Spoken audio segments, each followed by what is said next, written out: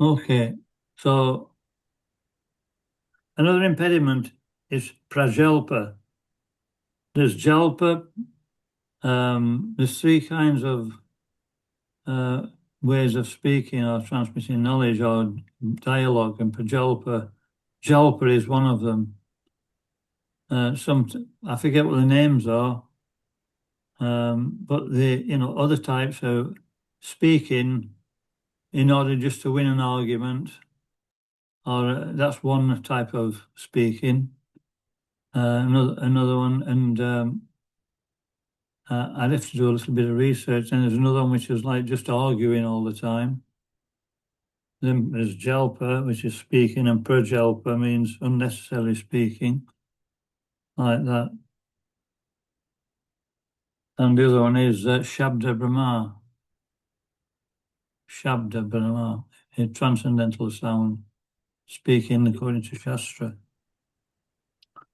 Okay, another impediment is prajalpa, unnecessarily talking. When we mix with a few friends, we immediately begin unnecessarily talking, sounding just like croaking toads.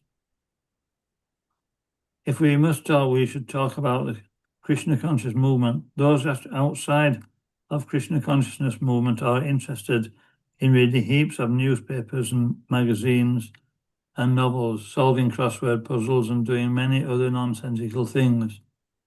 Actually, since this was written, there's another one. What's the other thing that they do? Facebook, What's that? internet, Facebook. Yeah, going on you see people when you're traveling, I would say three quarters at least are actually absorbed in what they call it? What do they call this thing? Cell phone. Cell phone, yeah.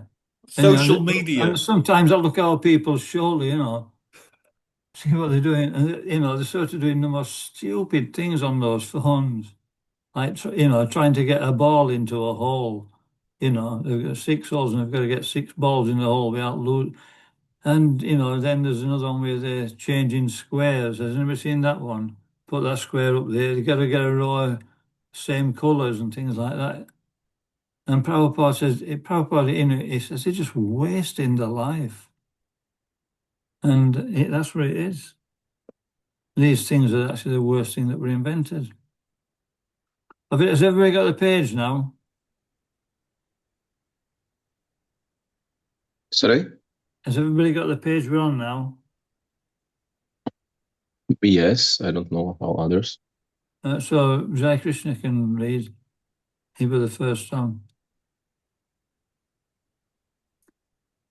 In the Western countries, all men retire from active life, play cards, fish, watch television, and debate about useless socio-political schemes.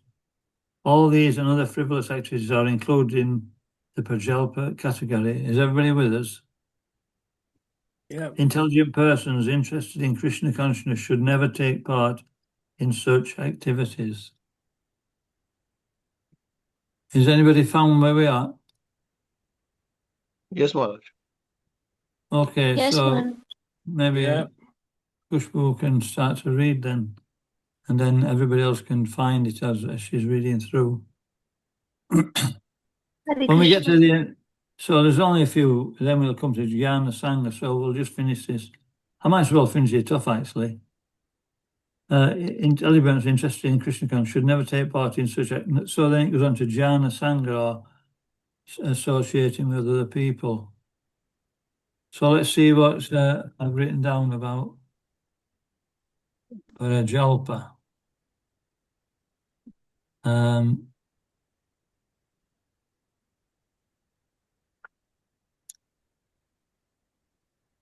It's also talks about speech in the form of blaspheming people or blaspheming devotees. That's the worst kind of prajalpa. So that's really all it really says about it. This is from the Bhakti Alokabai. What they call him? Bhakti Vinod Thakur. Okay, we'll go on to Jnana Sangha. Maharaja, Jai Krishna is indicating he wants to speak. Okay. It's a bit unrealistic, isn't it? I mean, I have to, for instance, I have to go to work and kind of live a normal life and speak with people and kind of go about my life. I have to speak Prajalpa, otherwise I'll just be a complete weirdo outcast who only talks about Krishna consciousness. A nutter. I'll just be labeled a nutter. No, I mean, we have to remember that this book originally was done on the Bhakti course. Not the Bhakti course, but, it was done at Bhaktivedanta Manor, where the persons who are compiling it, they're full-time living in the temple, usually brahmacharis. So you have to bear in mind that you have to apply it to your situation. That it's not wrong if you have to do your job to actually do what you need to do. But don't get into it too much, you know what I mean? That's all. That's what Bhaktivinoda Thakur says.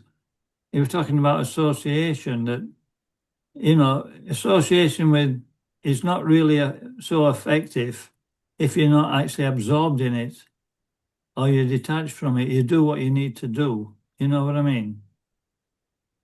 Mhm. But if you're really if you're looking forward to it and you like talking all these stupid things, then it takes over your consciousness. Yeah, so it's not like your whole life. Yeah, Yeah, you have something at your core which is a little bit more important than doing these things. yeah. Yeah. But we shouldn't kid ourselves as well. I'm not really going to get into this. We're really into it. You know what I mean? We have to be honest. Okay. So, Kushbu Master, you read a paragraph, then who's next? Who's next on then? Yeah, Jai Krishna can take over. Jnana Sangha refers to associating with persons not interested in Krishna consciousness. One should strictly avoid such association. Srila Narottam Das Thakur has therefore advised us to live only in the association of Krishna conscious devotees, Bhakta Sannivas. One should always engage in the service of the Lord in the association of the Lord's devotees. Association with those engaged in a similar line of business is very conducive to advancement in that business. Consequently, materialistic persons form various associations and clubs to enhance their endeavors. For example, in the business world, we find such institutions as the Stock Exchange and Chamber of Commerce. Similarly, we have established the International Society for Krishna Consciousness to give people an opportunity to associate with those who have not forgotten Krishna. This spiritual association offered by our ISKCON movement is increasing day by day. Many people from different parts of the world are joining this society to awaken their dormant Krishna consciousness.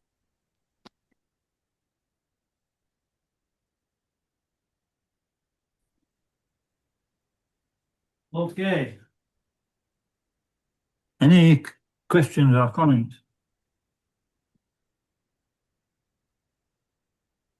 I suppose another one there is the level of association, what it actually means by association. Yeah, well, that's what I've just been talking about. When Yeah. you associate with something through talking, seeing, hearing, which is part of Prajalpa, and it's the absorption, which is, it's same with Krishna consciousness. We can be practicing Krishna consciousness in a superficial way. And so therefore, the effect is not as effective as if you be absorbing yourself in it. So that's the process. What we absorb ourselves in, we actually take on those qualities and we become like that. I And mean, so, in carry today's on. world, it's easier to do that with the internet, I suppose.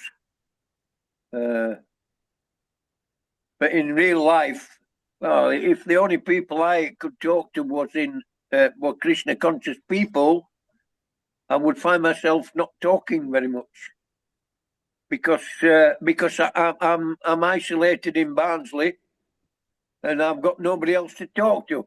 If that makes any sense at all, you know. Yeah, I understand. Yeah. Yeah, we've got the internet at least. We didn't used to have that, so we can like we're all joining here, and Krishna. There's one verse in the Bhagavad Gita, Ananyas Chintayanto Mam Ye Gyanaha Pariyupasate.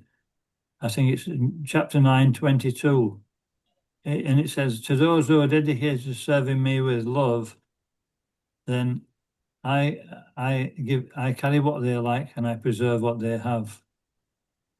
Or those who are dedicated to serving me with exclusive devotion. So to the degree we're exclusively trying to serve Krishna, no matter what situation is, then Krishna will make up the difference. It's our sincerity of purpose that counts. You can be in a temple with a couple of hundred devotees, and if you're not careful, you're not going to get much benefit from it because you're not actually really wanting to be there, or you're not really interested. And so Krishna reciprocates with that. But you can be on your own and you're really actually serious, then Krishna will make arrangements. He'll either give the information in the heart or he'll give you some association. He'll actually fulfill your desires. Does that make sense? Yeah. Obviously, it's better to be in the association of 100 devotees and be really focused. But it's not absolutely necessary. We have to actually work. I hear stories about devotees whenever I used to travel around Russia that, some devotees, they go to a remote place and there'd be a devotee there on their own. They've got no association. Somehow or other, they've got a book and they've started reading it, started practicing. So like that. I think maybe people were encouraged to do that, to go away and into forest and sit and be and be austere on their own and study in that No, way. don't do that, Ananda. Don't do that. I can't do that, or I probably wouldn't do before. Are there any forests in There'll be Barnsley no anyway? Yeah, we've got a forest, a big forest, mate. I live in South Yorkshire forest. I live very close to the periphery of that. Yeah, it's a much more countryside around the Barnsley area than you've got there in Steel City, Prabhu. Anyway, let's get back to business. Anyway, stay there in Barnsley, and then you can do some preaching. Right. It'll be Yes. right. I'm gonna do. Okay, so it was Kushbu, wasn't it? So we'll let Jai Krishna carry on. So Srila Bhakti Siddhanta Sarasvati Thakur writes in his Anuvriti commentary that too much endeavour to acquire knowledge on the part of mental speculators or dry philosophers falls within the category of atyahara, collecting more than needed. According to Srimad Bhagavatam, the endeavour of philosophical speculators to write volumes of books on dry philosophy devoid of Krishna consciousness is entirely futile. The work of karmis, who write volumes of books on economic development, also falls within the category of atyahara. Similarly, those who have no desire for Krishna consciousness and who are simply interested in possessing more and more material things, either in the shape of scientific knowledge or monetary gain, are all included under the control of atyahara. Karmis labor to accumulate more and more money for future generations only because they do not know their future position. Interested only in getting more and more money for their sons and grandsons, such foolish persons do not even know what their position is going to be in the next life. There are many incidents. I should stop there because it might be a long paragraph, this. So maybe Jack can read. Thank you. There are many incidents that illustrate this point. Once a great Kami accumulated a vast fortune for his sons and grandsons, but later, according to his karma, he took his birth in a cobbler's house located near the building which in his previous life he had constructed for his children. It so happened that when this very cobbler came to his former house, his former sons and grandsons beat him with the shoes. Unless the Karmis and Jnanis become interested in Krishna consciousness, they will simply continue to waste their life in fruitless activities. So, Shall I carry on? let's have a look how much is it. Yeah, carry on. Accepting some of the scriptural rules and regulations for immediate benefit as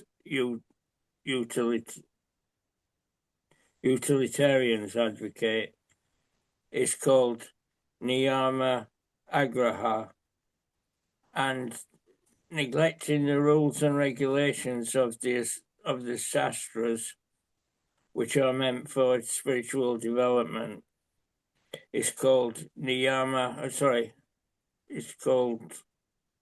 I've lost my place here. Niyama agraha. The word agraha means eagerness to accept, and agraha means failure to accept. By the addition of either of these two words to the word niyama, rules and regulations, the word niyama agraha is formed. Thus, niyama agraha has a twofold meaning that is understood according to the particular combination of the words. Those interested in Krishna consciousness should not be eager to accept rules and regulations for economic advancement. Yet they should very faithfully accept scriptural rules and regulations for the advancement of Krishna consciousness. They should strictly follow the regulative principles by avoiding illicit sex, meat eating, gambling, and intoxication. Okay. So, who would like to conclude, to put that into a nutshell, what it's saying?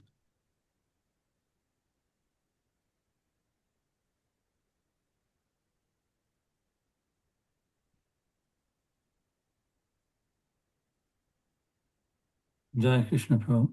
I actually heard someone talking about this the other day, and they described it like a boxing gym.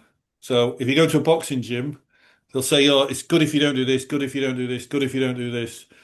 But the reason you're doing those things is because you want to be the boxing champion, not because you want to be not because you want to be eating healthy food champion, or you want to be the boxing champion. So you do these things to help with that.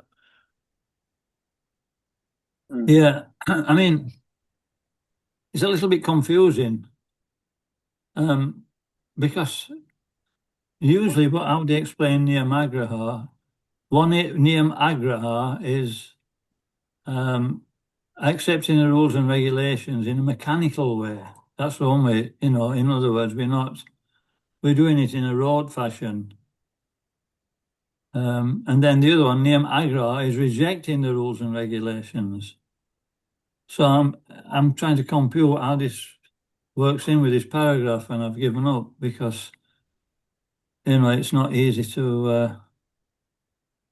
Am I right in saying that the first word, the word agraha, is pronounced agraha, eagerness to accept, and the second one is agraha, the failure to accept. So, because we've got that little dash above the first word, Yeah. that's agraha. Yeah, I understand that point. There's agraha and agraha, but you see, it says eagerness to accept and failure to accept. So, that eagerness to accept means I can only understand that it means that when the mechanical way, we accept them, but we don't actually maintain the proper, what's the word? Well, we don't understand. I mean, by following rules and regulations, we just do it like a robot and mechanically, Yeah. in a mechanically way. But if we Yes. understand the reason behind why we're doing it, then we're doing it for a Just to follow them. Purpose. Yeah, for the sake of doing it. But it mentions in here earlier. Let's just go back a little bit. Accepting some of the scriptural rules and regulations for immediate benefit as utilitarian advocate is called niyamagraha. So it means that for some immediate benefit. So after we've got that benefit, we become slack. We don't, and that's what happens in devotional service, isn't it? In the beginning, because we've made such a change, it's a big surrender, we get quite a taste and we feel enthusiastic. So, but in order to maintain, that's a difficulty. So maintenance means, utsahan, enthusiasm. That'll be in the next verse. We have to be constantly enthusiastic, constantly endeavoring, and we may get into a niche where we're just doing things in an automatic way. So that comes from we accept the path of devotional service for some immediate benefit or immediate relief. And so this is where we need to understand the philosophy nicely, so that when there is some, when the initial inertia or the initial taste, it may not be there straight, it may not be there, that we still have the intelligence to carry on, and then the taste comes back, and we keep doing like that. And this is how we advance. we've got to have that greed. That's loyalum. We've got to greed, otherwise we wouldn't advance, would we, Maharaj? Yeah, we have to have a desire, strong desire. It's called loyalum. We'll cover that after Niyam Agrama. Niyam Agrama. Niyam Agraha. Yeah. So anyway, as long as we understand that we don't do it mechanically. Mechanically means that we want some immediate benefit, which we can't try to, or we can't maintain because we don't understand the process properly. And niyamagrama means that we just give up the process. These are not necessary. And that's what happens if we don't understand the process properly. We'll give up the process. So by the association of devotees, we can understand things nicely. So what's the next one? Maharaj, I'm sorry about the disturbance. Don't both the words read the same? Agraha. It says the word agraha means eagerness to accept and agraha means failure to accept. Both of them read the same. I can't really hear you very clearly.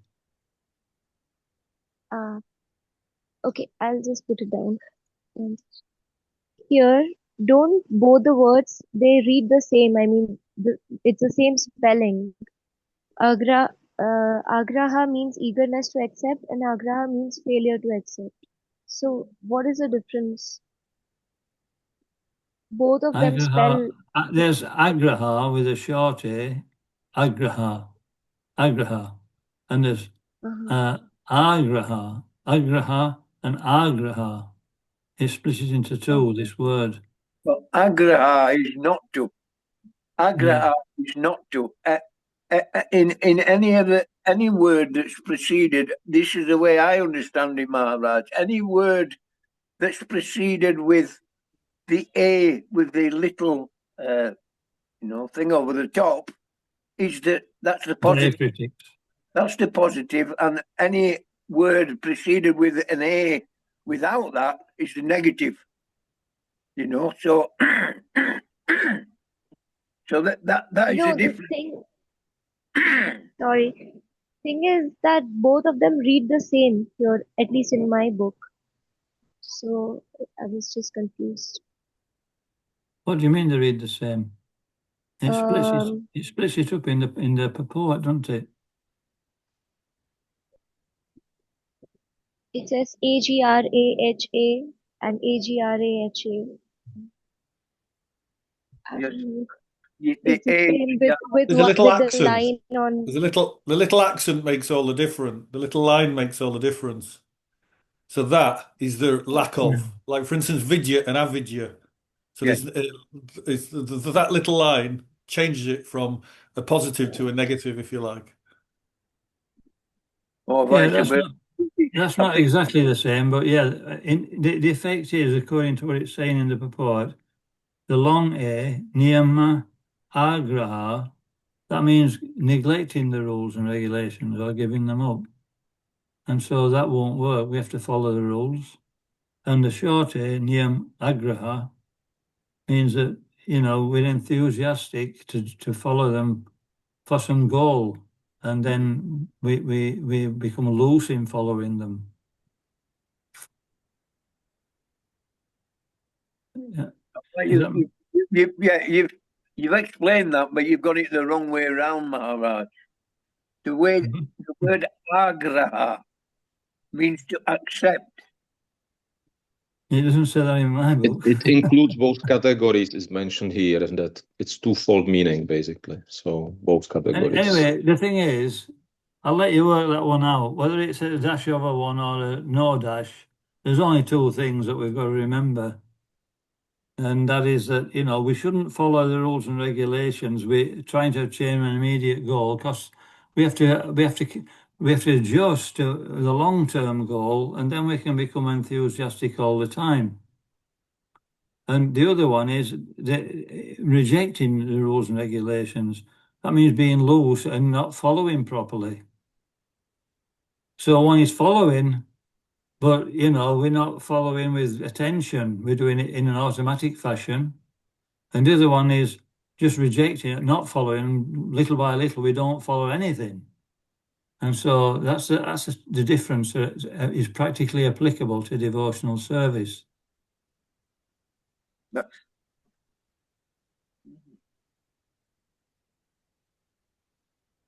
Is that all right? Is anybody got any? I mean, we've got to start by following the rules and regulations. We've got to start by doing that Listen. And continue to do that. If we don't the thing is that somebody who practices, they start to follow the rules and regulations if they're a little bit serious. But some do it for some ulterior motive. They want to get relief from the material energy, the suffering. Or it mentions these in the Bhagavad Gita, 4 kinds of people who approach Krishna for wealth, for knowledge, and what's his own, because of suffering.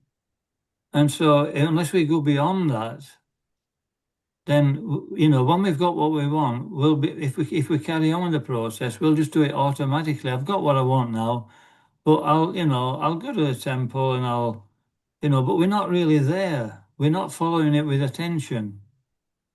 And what's likely to happen after a time is that we come to the second class, is that we stop following the rules and regulations. So we have to follow things with attention. That's the point that's being made. We have to focus on what we're trying to achieve. This is a process of Krishna consciousness.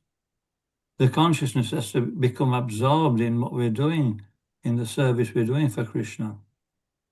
This is the main point about this verse. Yeah?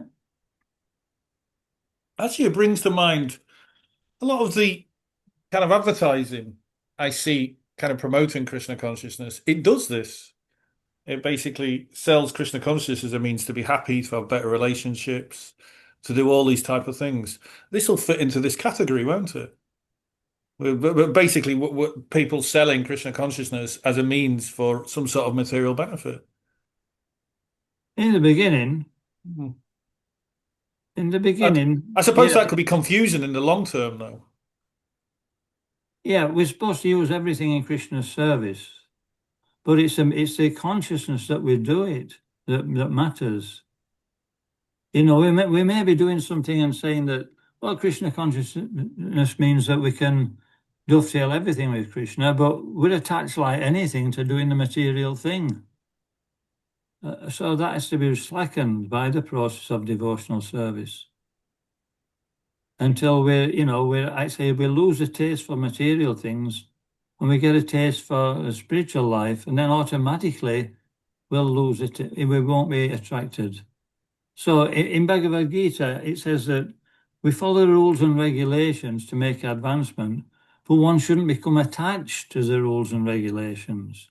So what it means is we don't become attached that, okay, I can enjoy in this situation, but we're looking forward to enjoying all the time. You know what I mean? We have to understand that the goal of it's like a license to enjoy this particular activity, but under regulation, so that we're also practicing a spiritual life nicely. And when we're practicing a spiritual life nicely, then the attraction for the material things will gradually automatically reduce. So it's a process. And we have to be aware of that, Bhaktivinoda Thakur says in Bhakti Aloka that, piety, anyway, we may be getting a little bit complicated now, but even for a materialist who's, coming up the ladder to the mode of goodness, it says piety is different for different people. Piety for somebody in a lower grade is not piety for somebody who's in a higher grade, even though this piety is material. So piety means that don't stay on one grade, but come to the next grade when you're ready. By the process, you should actually be prepared to come to the next stage. And failure to come to the next stage is called impiety. So it's a similar thing to what we're talking about here. Unless we're trying to come to that next stage, we'll practice devotional service automatically. And then, we find that it's not, we don't get the same taste.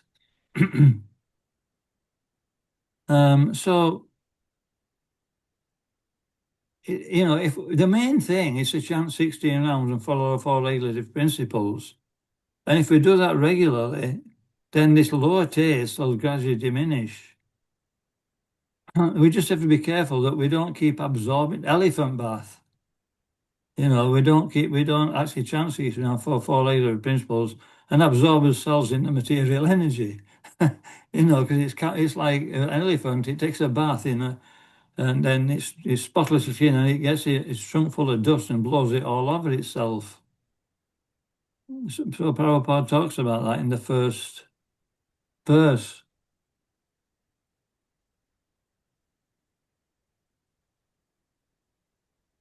And then actually what happens is that, we enjoy these things we can enjoy these things without attachment. And a devotee is doing that. Is enjoying the best food, is enjoying the best association, the best music, the best of everything. But if we're still attached to some other music and then okay, regulate it and carry on with the process, and then this attachment to that thing will actually diminish. But next verse will explain a bit more about about the process of maintaining that mentality, of a progressive mentality. Utsahan, we have to be enthusiastic, and enthusiastic means that we endeavor with intelligence. It's not that we're jumping 6 foot off the floor every 5 minutes, in kirtan. It means that, with intelligence, we're doing what we need to do. That's enthusiasm. confidence means we're confident of the goal through hearing. And then what develops is patience. We can patiently practice. And so we'll understand more about this, what we've been talking about in Utsahan when we read this third verse.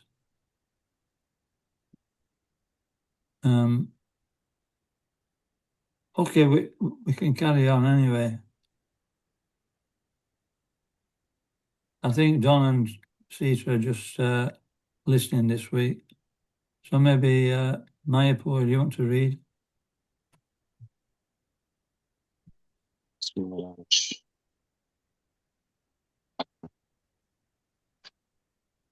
One should also avoid association with Mayavadis who simply blaspheme Vaishnava's devotees. Bhuktikamis who are interested in material happiness, Muktikamis who desire liberation by merging in the existence of the formless absolute Brahman, and Siddhikamis who desire the perfection of mystic yoga practice are classified as Atyaharis. To associate with such persons is not at all desirable. Desires to expand the mind by perfecting mystic yoga, to merge into the existence of Brahman, or to attain whimsical material prosperity are all included within the category of greed, laulya. All attempts to acquire such material benefits or so-called spiritual advancements are impediments on the path of Krishna consciousness. So this is loyalty or greed for material enjoyment.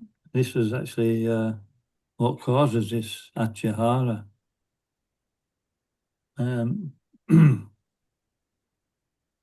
Carry on.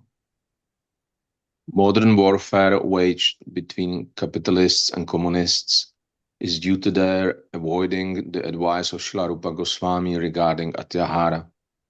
Modern capitalists accumulate more wealth than necessary, and the communists, in envious of their prosperity, want to nationalize all wealth and prosperity. Unfortunately, the communists do not know how to solve the problem of wealth and its distribution. Consequently, when the wealth of the capitalists falls into the hands of communists, no solution results. Opposed to these two philosophies, the Krishna conscious ideology states that all wealth belongs to Krishna. Thus, unless all wealth comes under the administration of Krishna, there can be no solution to the economic problem of mankind. Nothing can be solved by placing wealth in the hands of the communists or the capitalists. If a $100 bill is lying on the street, someone may pick it up and put it in his pocket. Such a man is not honest. Another man may see the money and decide to let it remain there, thinking that he should not touch another's property. Although this second man does not steal the money for his own purposes, he is unaware of its proper use. The third man, who sees the $100 bill, may pick it up, find the man who lost it, and deliver it to him. This man does not steal the money to spend for himself, nor does he neglect it and let it lie in the street. By taking and delivering it to the man who has lost it, this man is both honest and wise. We read this last week. Yeah, we did. I just realized. Because you were telling us about living in a communist country, right, Mayapur? Yeah, exactly. Yeah. Anyway, it's no harm to repeat. Anyway, we went over Niyamagrahar again, and we understood. I hope we understood that better. Yeah, definitely. Maybe somebody can actually, because I'm on the Kindle. Maybe I can. Okay, so somebody should write on the Sheffield group what page we're on. Okay. Yeah. And that will solve all the problem. That's what we do on the other classes. Somebody will write in, we're on this, then we go straight to it. because after a week's gone by and you've done a few classes in between on different things, unless you actually note it down, it's difficult to remember. I can do that, Maharaj. Can you? Oh, very good. Yeah, Thank I'll you. write it down and post it, yeah. Yeah, so this is going back to this Atyahara, that this is what causes it. The capitalists are taking money one way to enjoy, but the communists, they're trying to take it off the capitalists, and they finish up doing the same. But yeah, I remember my poor Chandras, I spoke about that. How the chief clerk even off all the money. Yeah. Okay, anyway, just shows you how much of a brain what our memories are like, right? Okay. No problem to repeat. It's called goldfish memory. We just talked about goldfish memory in another class. Does anybody know what a goldfish memory is? She remembered only, yeah. Okay. Anyway, that's it. That's your homework for next week. Okay. You'll have to Google it. Okay, who's next? Rachel message you can reach next. Simply transferring wealth from capitalists to communists cannot solve the problem of modern politics, for it has been demonstrated that when a communist gets money, he uses it for his own sense gratification. The wealth of the world actually belongs to Krishna, and every living entity, man and animal, has the birthright to use God's property for his maintenance. When one takes more than his maintenance requires, be he a capitalist or a communist, he is a thief, and as such he is liable to be punished by the laws of nature. The wealth of the world should be used for the welfare of all living entities, for that is the plan of Mother Nature. Everyone has the right to live by utilizing the wealth of the Lord. When people learn the art of scientifically utilizing the Lord's property, they will no longer encroach upon one another's rights. Then an ideal society can be formed. The basic principle for such a spiritual society is stated in the first mantra of Sri Upanishad. Ishavasyam itang savang yat kincha jagat yang jagat. Tena tiak tena bunjita magritha kasya svitdanam.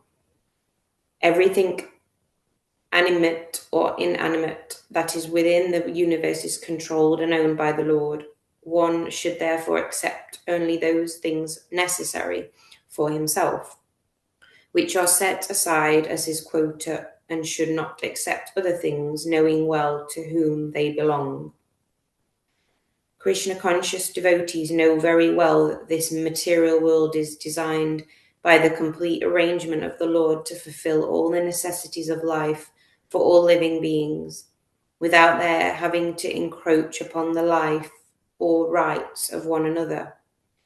This complete arrangement affords the proper quota of wealth for everyone according to his real needs, and thus everyone may live peacefully according to the principle of plain living and high thinking.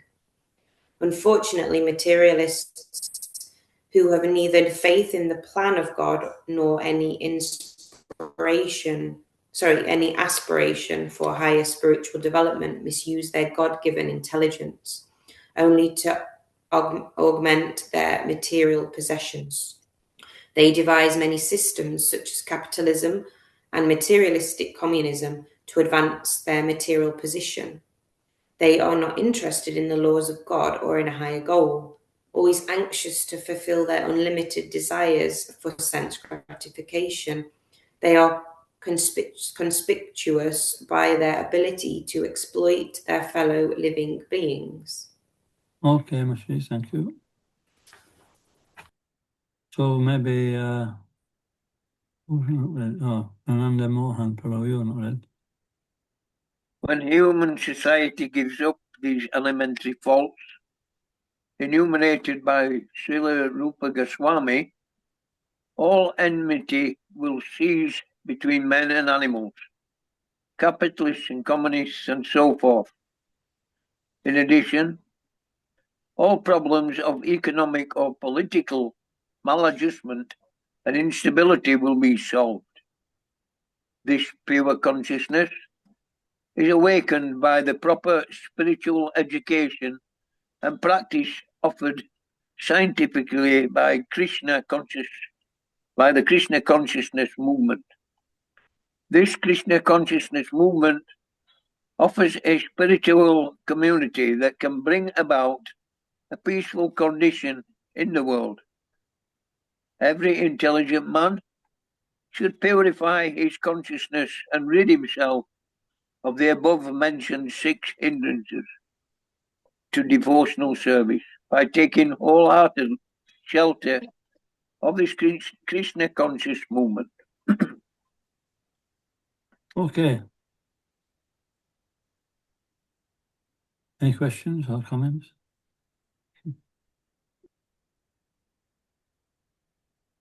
Okay, maybe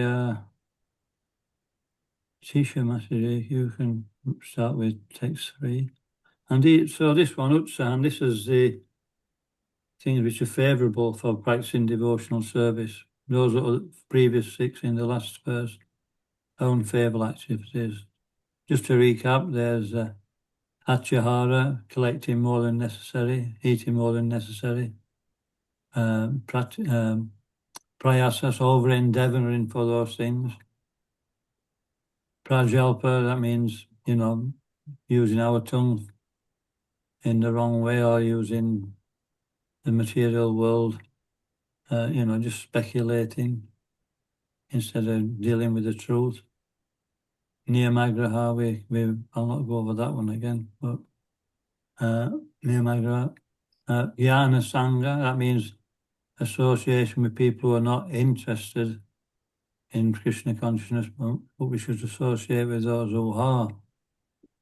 Loyalam means, over-endeavouring mentally, desiring, greed, wanting more and more of the material facilities. Sadbir Bhakti, Vinashyati, Bhakti is destroyed by that. So we'll find the connection when we read Utsahan, Nishchadaya. These are the 6 things which are favourable to overcome those other things. Utsahan Nishchadaya, Tatat Karma Pravatanat, Sangatyagat Sato Vritahi, Shadbir Bhaktik, Prasiddhati. Okay, we've got a few minutes left. You want to read Ishamaji? I can read translation. There are 6 principles favorable to the execution of pure devotional service: being enthusiastic, endeavoring with confidence, being patient, acting according to the regulatory principles such as Shravanam, Kirtanam, Vishnu Smaranam, hearing, chanting, and remembering Krishna, abandoning the association of non-devotees, and following the footsteps of previous acharyas. These 6 principles undoubtedly assure the complete success of pure devotional service. Okay. Maybe Vinay, I don't think Vinay is read. You can Hare read Krishna. it. Devotional service is not a matter of sentimental speculation or imaginative ecstasy. Its substance is practical activity. Srila Rupa Goswami in the Bhakti Rasamrit Sindhu has defined devotional service as follows. Anya Bilashita Shunyam Jnana Karmadi Anavritam Anukulyena Krishna Anushilanam Bhaktir Uttama. Uttama Bhakti, or unalloyed devotion unto the Supreme Personality of Godhead, Shri Krishna, involves the rendering of devotional service in a way that is favorable to the Lord. This devotional service should be free from any extraneous motive and devoid of fruitive karma, impersonal gyan, and all other selfish desires. Bhakti is a sort of cultivation. As soon as we say cultivation, we may refer to activity. Cultivation of spirituality does not mean sitting down idly for meditation, as some pseudo-yogis teach. Such idle meditation may be good for those who have no information of devotional service, and for this reason, it is sometimes recommended as a way of check distracting materialistic activities. Meditation means stopping all the nonsensical activities, at least for the time being. Devotional service, however, not only puts an end to all nonsensical mundane activities, but also engages one in meaningful devotional activities. Sri Prahlad Maharaj recommends Shravanam Kirtanam Vishnu, Smaranam Padasevanam, Archanam Vandanam Dasyam, Sakhyam Atma Nivedanam. The 9 processes of devotional service are as follows: hearing the name and glories of the Supreme Personality of Godhead, 2. Chanting His glories, 3. Remembering the Lord, 4. Serving the Lord's feet, 5. Worshipping the deity, 6. Offering obeisances unto the Lord, 7. Acting as the Lord's servant, 8. Making friends with the Lord, 9. Surrendering oneself fully to the Lord. Okay, thank you. We'll stop there and then we'll go through these in detail in the next class, starting with Shravanam, or hearing. So is there anything else we need to discuss before we... Anything else we need to clear up? It's Jack, are you okay, Prabhu? Because you look like you're sat outside in the fog. It's the camera on my phone's sticky. I don't know.